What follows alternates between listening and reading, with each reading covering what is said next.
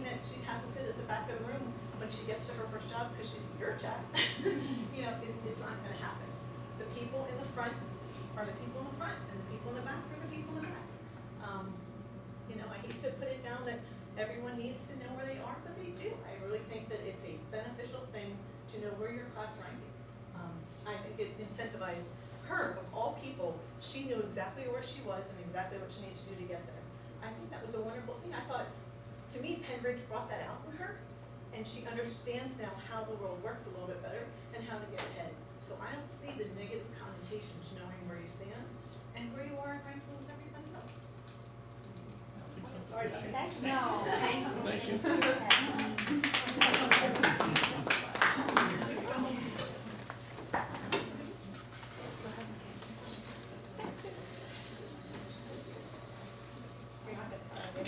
You know, I'm going to kids in school. We can still make them cry. You probably could. This is, you know, close to it. Nobody gets up on the Olympic podium in alphabetic order.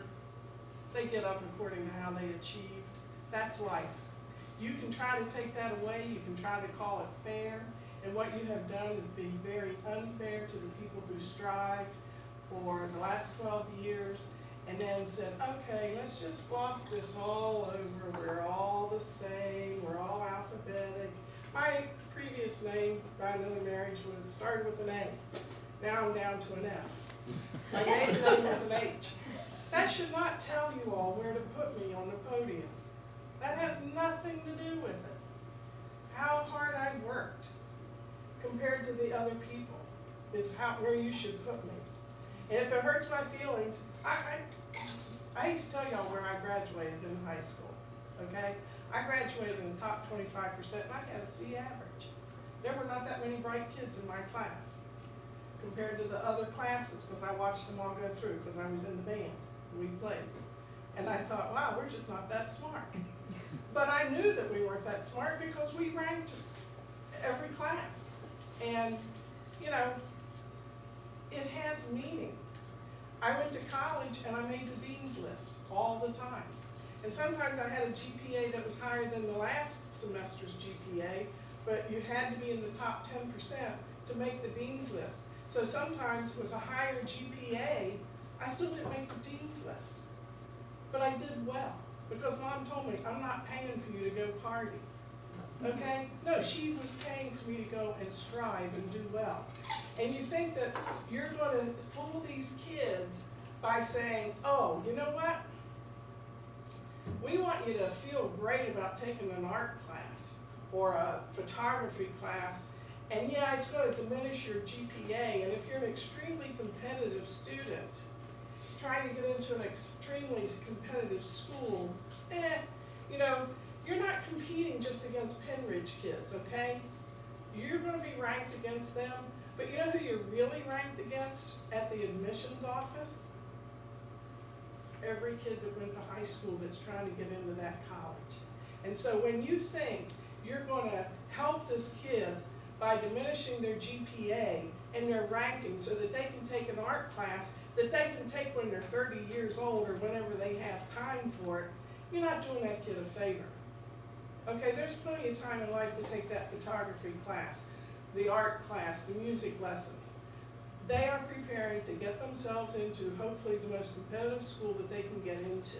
And they are not competing just against Penridge students. They're competing against every kid in Bucks County, Montgomery County, Pennsylvania, 50 states, and the rest of the world. Okay, you look at the composition of the freshman classes at your Ivy Leagues. They don't take people just from the little county that they're in or the state or just the United States. These kids compete against the whole wide world. And to tell them to take an art class and let them drop that GPA, you're not doing these kids a favor. And to not recognize achievement by doing things alphabetic, you're not doing these kids a favor. You're not being fair. That would be like telling our football team, why don't you go play? We want you to learn the rules of football and how to play your position, but we're not going to keep score. When North Penn comes over, we're not keeping score, we just want you guys to improve your football skills in case you wanna go out for football at college. No scores allowed. That, you get laughed at. And academics is as much of a competition as any football game. And then you're trying to diminish it, you're trying to throw cold water on it, you're trying to substitute things that don't help that child get into the most competitive schools. You know, if my rank is 300, okay, I've knocked out a bunch of colleges, but it was by my own action. Okay, nobody did it to me. But when you, as the adults in the class, in the classrooms, act like it won't matter if you take this art class instead of this AP class, you're lying to that kid.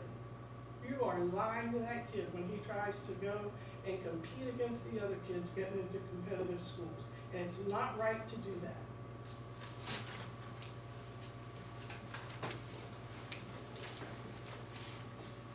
All right, anyone else? Well, then we're going to adjourn the meeting.